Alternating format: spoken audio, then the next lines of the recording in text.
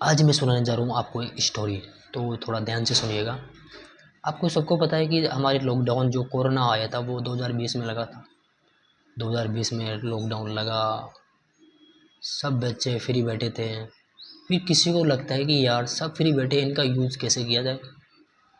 तो किसी कंपनी ने एक सिम निकाली, उसका 1 साल तक रिचार्ज फ्री दिया। आपको सबको पता है कि वो कौन सी कंपनी थी। फिर तुम्हारे सबको उसकी आदत लगी उसको चलाने की। 1 GB 1.5 GB अनलिमिटेड कर दिया था उसने। फिर तुम उसके उस चक्कर में पड़ते गए। फिर उसने अचानक सोचा 1 डेढ़ साल बाद कि अब तो इनको आदत लग चुकी है, अब इसका क्यों ना इसका रिचार्ज बढ़ा दिया जाए।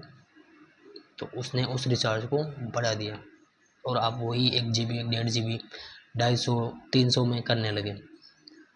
फिर वही दूसरी कंपनी ने सोचा कि हम भी इसका रिचार्ज बढ़ा देते हैं। फिर उसने इनकमिंग कॉल बंद कर दी।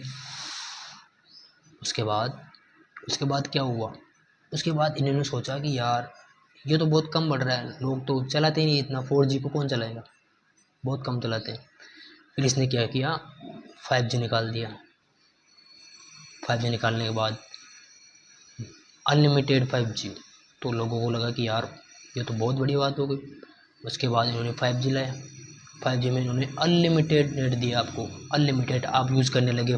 5 GB 6 GB 8 10 10 GB रोज़ लोग इसका यूज़ करने लगे। तो बच्चों को क्या है, इसकी आदत लग गई, हम सबको भी लग गई। उसके बाद इसने क्या किया, वही रिचार्ज जो 250 में होता था उसको 300 में कर दिया, वो भी लिमिटेड 5G। अब भुगत रहे हो, अब भुगतो उसका जो खामियाजा जो आपने उस वक्त एक ऐसी कंपनी को, जो दो कंपनियां थी, चल क्या रहा है भाई, मोनोपोली चल रही है, एयरटेल जियो। एयरटेल वाला कहता है यार मेरे इतने का रिचार्ज, मैं इतने का रिचार्ज कर रहा हूँ। जियो वाला कहता है हाँ मैं भी इतना कर लेता हूँ। क्योंकि बाज़ार में क्या है, देखो आपको एक बात समझाता हूँ। जैसे आपके गांव में 10 दुकानें हैं, अगर 10 दुकानें आपके गांव में होगी तो आप, कोई महंगा बेच रहा है कोई सस्ता बेच रहा है, तो आप 10 दुकान पे जाओगे, लेकिन कोई ना कोई तो सस्ता बेचेगा ही ना। तो उसमें क्या है, एक वो रहता है कि यार ये, अगर ये इसने सस्ता बेचा, इसने महंगा बेच, मैंने महंगा बेचा, तो हो सकता है ये दूसरी दुकान में चल जाएगा, तीसरी दुकान में चल जाएगा, वहाँ इसको सस्ता दे ही देगा कोई। तो अगर, तो वहाँ तो आपको सस्ते में चीज़ मिल जाएगी, मतलब अच्छी भी मिलेगी सस्ते भी मिलेगी, वहाँ पर ज़्यादा वो होगा नहीं।